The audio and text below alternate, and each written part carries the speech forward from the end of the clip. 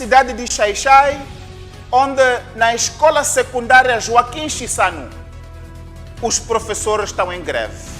Estão em greve os professores da escola secundária Joaquim Chissano por falta de pagamento das horas extras. Por falta de pagamento das horas extras. Os professores que deviam estar na sala de aulas a ensinarem as crianças estão fora. Os professores estão com cartazes a exigir o pagamento das suas horas extras. Senhora Ministra da Educação, Carmelita Namachilua, pague o salário aos professores. Pague o salário aos professores, Ministra Carmelita Namachilua. Pague aos professores. Os professores não estão a ensinar as crianças porque não têm os seus salários pagos. Todos nós somos funcionários. Continuamos com o trabalho que fazemos porque recebemos um salário. E por que não se paga aos professores?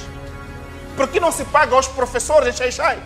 Está no bolso de quem o dinheiro que era para pagar aos professores em Xai-Xai? Em que bolso está o dinheiro que era para pagar aos professores na escola secundária Joaquim Chissano? E o próprio antigo presidente Joaquim Chissano, por que permite que o seu nome continue a estar envolvido em situações de falta de pagamento a professores? A escola Joaquim Chissano, o seu nome, senhor presidente, por que não resolve esse assunto? O seu nome continua a ficar sujo desta maneira. Por pessoas que levaram dinheiro e meteram no bolso. Pega uma chamada, liga para a ministra na Carmelita Namachilua para resolver o problema, para limpar o seu nome, presidente Chissano. Voltaremos a este assunto e continuamos com os pontos prévios. E passamos agora para a solidariedade aos nossos irmãos guinenses. Solidariedade aos nossos irmãos guinenses. Na Guiné-Bissau, em Bissau em concreto, pouco mais de 50 defensores de direitos humanos e manifestantes, que incluem alguns jornalistas, foram ilegalmente detidos no sábado, dia 18 de maio, quando faziam uma marcha pacífica, legal, à luz da Constituição da República da Guiné-Bissau, convocada pela Frente Popular para exigir, ou melhor, para denunciar a deterioração das condições de vida da população. É uma miséria sem descrição na Guiné-Bissau. É fome generalizada. É deterioração da segurança pública. É deterioração das condições de vida básicas da população. É deterioração do Estado de Direito Democrático na Guiné-Bissau. É isto que a Frente Popular solicitou com devida antecedência, informou ao Ministério do Interior e à Secretaria do Estado para a Segurança Pública em Bissau, que indeferiram ilegalmente, porque não é para decidir, não é para autorizar ou não autorizar, é para tomar conhecimento. Então deixaram de tomar conhecimento, indeferiram, porque ilegal, os manifestantes saíram à rua no sábado. E a Polícia de Ordem Pública deteve, interrompeu uma marcha pacífica, deteve mais de 50 defensores, continuam nas celas e temos informação de que há tortura nas cadeias contra estes manifestantes em Bissau. Queremos, em nome dos defensores da região austral de África, em nome dos defensores dos Palopes e de toda a CPLP, instar as autoridades guinenses a libertarem de imediato os manifestantes porque detidos ilegalmente. A libertarem os manifestantes porque detidos ilegalmente. E a toda a comunidade internacional para agir contra as autoridades guinenses, para pressionar o regime de Bissau a libertar de imediato os defensores e todos quantos estão detidos porque a sua detenção é ilegal, é contrária à Constituição da República. E aos defensores de direitos humanos na Guiné-Bissau que continuem de espírito alto a lutar pacificamente à luz da Constituição para a observância dos direitos humanos e do Estado de Direito Democrático em Bissau e em toda a Guiné no geral. Portanto, voltaremos a este assunto, mas toda a comunidade tem que se mobilizar para apoiar o povo guinense e os defensores de direitos humanos na Guiné-Bissau. Passamos agora para os temas principais que escolhemos. Começamos pela marcha dos jovens. Os jovens marcharam contra a injustiça do Instituto Nacional de Comunicações. Na anterior live, na semana passada, começamos por falar da arrogância do PCA, do Instituto Nacional de Comunicações. A forma tão abusiva, desrespeitosa, mas totalmente desenquadrada com que o PCA se dirigia à população. Um PCA não tem mandato democrático para falar com a população. Tem um mandato administrativo para gerir uma entidade do Estado, com base em critérios claros, que não inclui dirigir-se à população e dizer: você é povo moçambicano, quer que as empresas fechem? Não. Esse PCA devia ser de imediato detido. Não sei por que uma gala não está a demitir este PCA. Não sei por que uma gala não está a demitir este PCA. Tem que demitir este PCA. É conselho de administração, isso aí, demitam esse PCA aí. Demitam esse PCA. Parte dos problemas que estamos a assistir é também a incompetência deste PCA. Demitam este PCA. Esta é a primeira constatação. Segunda, voltando para a marcha, os jovens saíram à rua para denunciar a injustiça. O direito à liberdade de expressão passa por no Estado existir infraestrutura social e econômica para as pessoas comunicarem. Pôr as pessoas a comunicar e desenvolver Moçambique foi sempre o lema das TDMs. Pôr Moçambique a comunicar, as pessoas a comunicar e desenvolver Moçambique. Hoje é o ENSM que está a negar as pessoas de se comunicarem, mas também a imiscuir-se num território que diz respeito ao empresariado. A definição das tarifas, de quanto que as empresas querem cobrar pelos seus serviços e de quantos bônus querem dar pelos seus serviços, não é matéria do ENSM, é matéria das empresas. O que as empresas estão a fazer é cada uma dar o bônus conforme a sua musculatura financeira. A interferência do Instituto Nacional de Comunicações naquilo que é o negócio das empresas é ilegal. É completamente ilegal esta intromissão do Instituto Nacional de Comunicações ao funcionamento das empresas na relação com o mercado. É o mercado que determina as regras de que serviços dar e a que preços dar. Não é o ENSM. Esta não é uma economia centralmente planificada, como era nos anos 80. Esta é uma economia de mercado. É completamente equivocada, completamente ilegal, contrária à Constituição da República, esta intromissão do ENSM no funcionamento normal das empresas privadas. Completamente. Terceira consideração. Se fala que essa decisão é para salvar a defunta MCL, a defunta TMCL. Não. É mais grave ainda, então. É mais grave ainda. Quem roubou a MCL, quem esvaziou os cofres da MCL, são os dirigentes, são os ministros. São os ministros, são os dirigentes, são os familiares, são os filhos, os sobrinhos dos ministros, é que roubaram a TMCL. É que roubaram a TMCL. A TMCL ficou sem capacidade para fazer os investimentos para acompanhar o mercado. E não tem que ser o povo a pagar essa fatura. Não tem que ser o povo a pagar essa fatura. Porque os chefes, vocês os chefes, é que roubaram a TMCL. Quando aquele senhor que hoje é o PCA do esse banco aqui protegido pelo Estado, qual é? PCI. Esse é o banco, esse banco aí. Quando o senhor hoje que é o PCA, que era primeiro-ministro, que isso também é uma outra promiscuidade, para atrasar o desenvolvimento do país e propiciar este saque das elites.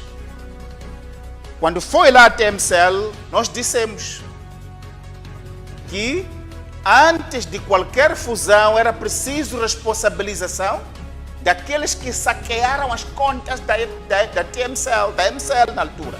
Isso não foi feito. Não pode ser a população hoje a ter que ser sacrificado por contas que foram os chefes que saquearam a MCL para o seu consumo elitista. É ilegal isso. Isso tem que se atacar de todas as formas. Tem que se atacar de todas as formas da questão.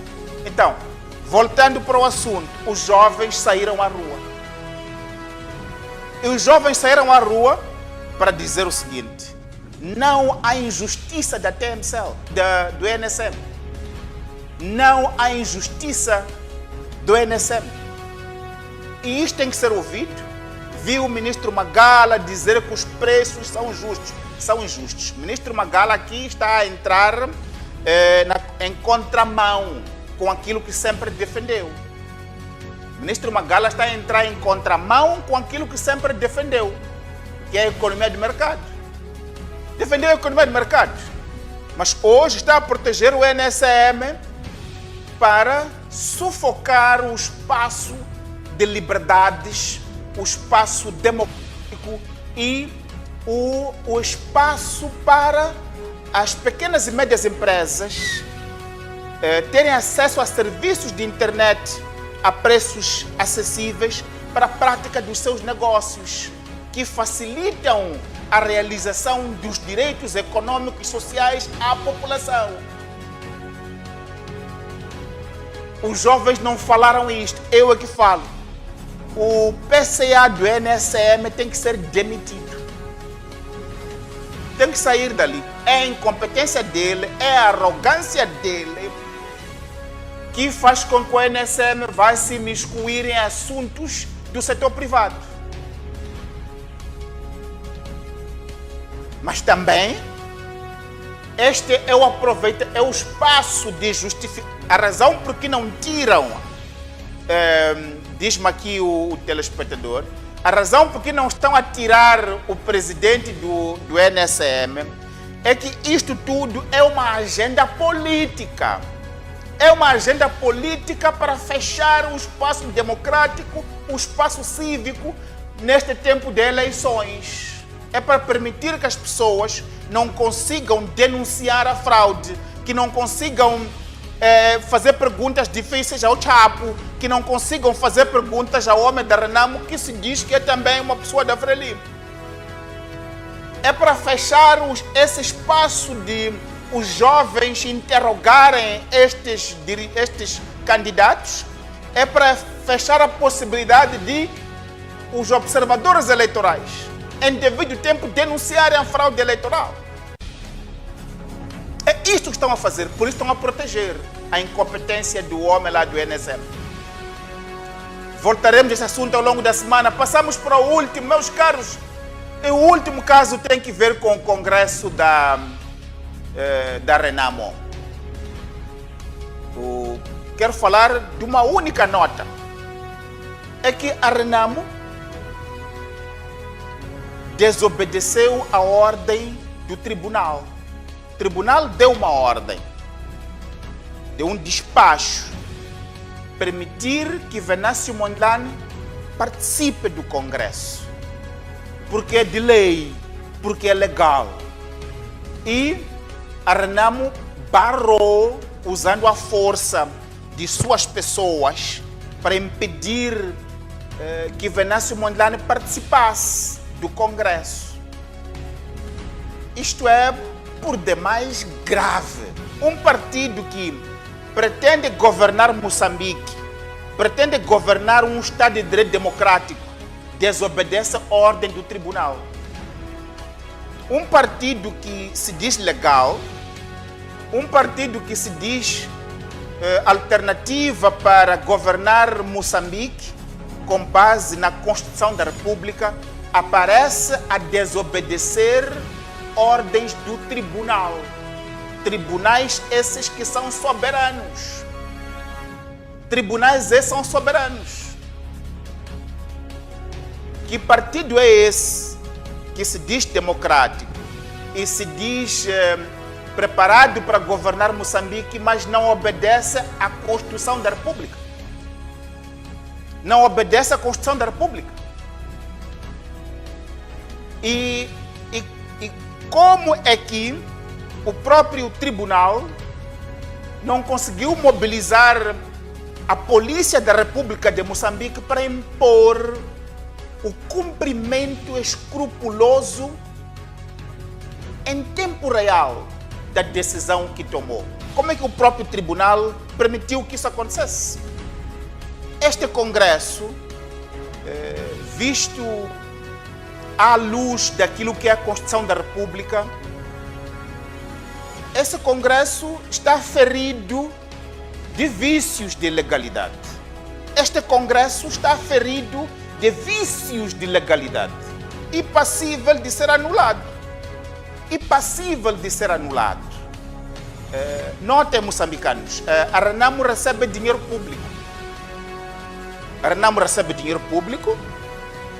O dinheiro esse que uma futa come, esse toda a gente come aí, é dinheiro público. Não pode nenhuma entidade na República de Moçambique receber dinheiro público e desobedecer a ordem do tribunal. A razão por que temos tribunais na República de Moçambique é para assegurar que o Estado funciona dentro das leis e em respeito máximo à Constituição da República. Não pode a Renamo, por um lado, receber dinheiro público que sai dos impostos dos moçambicanos e, por outro lado, desobedecer ordens do tribunal. Porque as ordens do tribunal são a materialização da Constituição da República. Tomo foi detido, foi encarcerado ilegal e injustamente. Viu a sua prisão legalizada à margem da lei e todas as manobras subsequentes para mantê-lo na cadeia à margem da lei. Foi liberto mediante uma caução bastante gorda por um crime que não existe. Um crime não cometido, mas por ordens superiores. Atendendo a ordens superiores, Domingo Dumisana Tomo foi mantido encarcerado ilegal e injustamente durante 2 meses. Enquanto isso, a sua vida parou.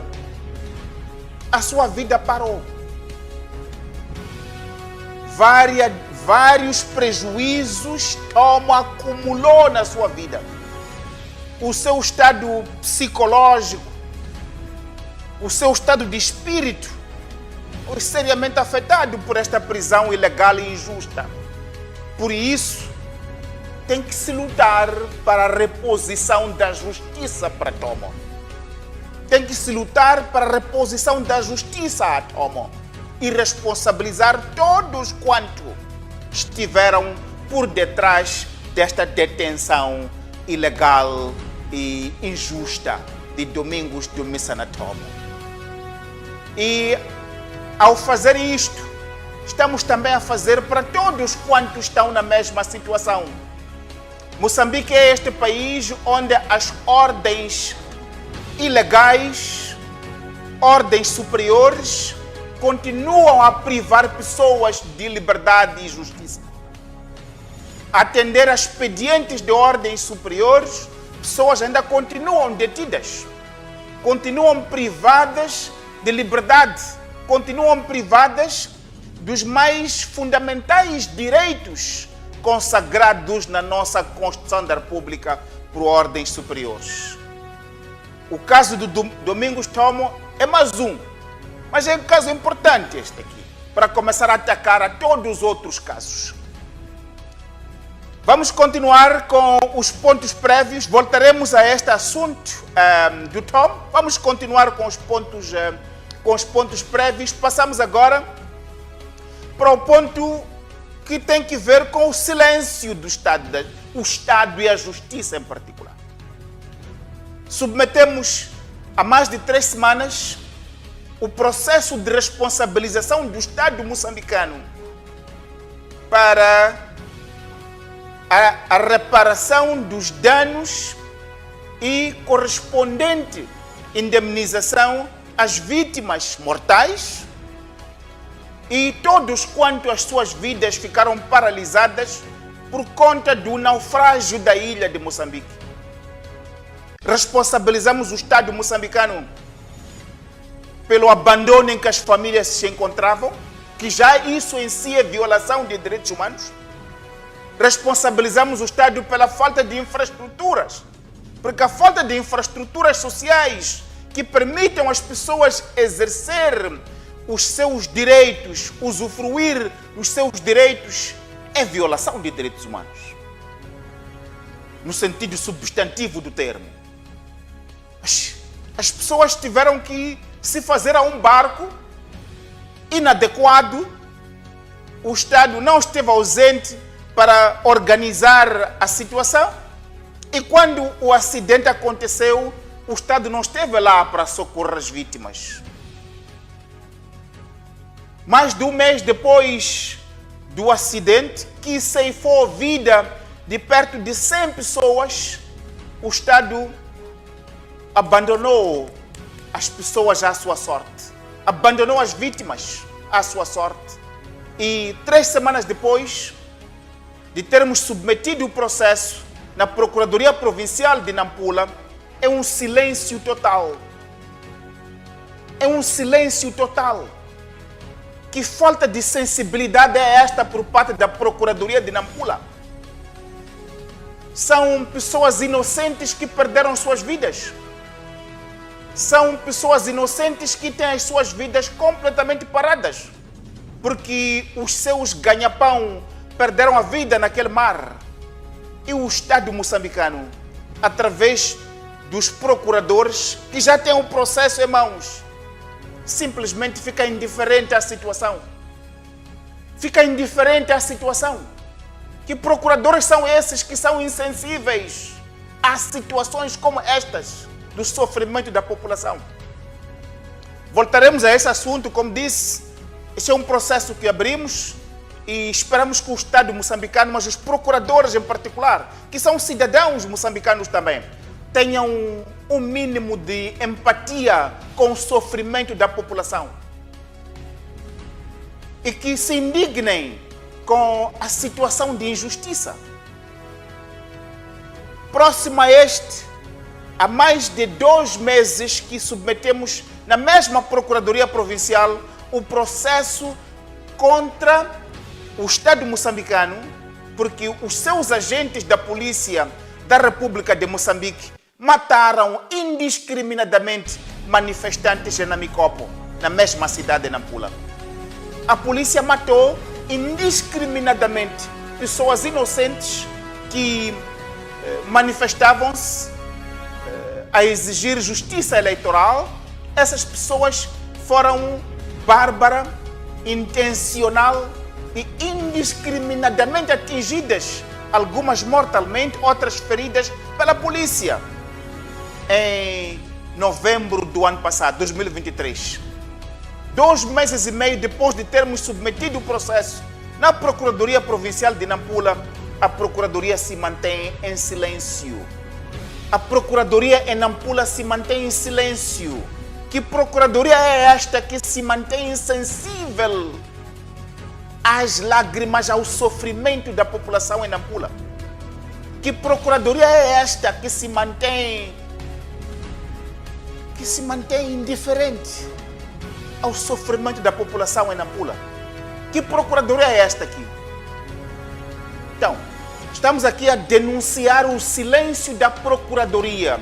Esta é uma denúncia contra o silêncio da Procuradoria em relação a estes casos que são do Estado moçambicano, que por omissão, por negligência, mas também por ação deliberada dos seus agentes, tirou vida a pessoas inocentes, destruiu vidas de famílias porque os seus ganha-pãos foram barbaramente atingidos fisicamente ou perderam a vida.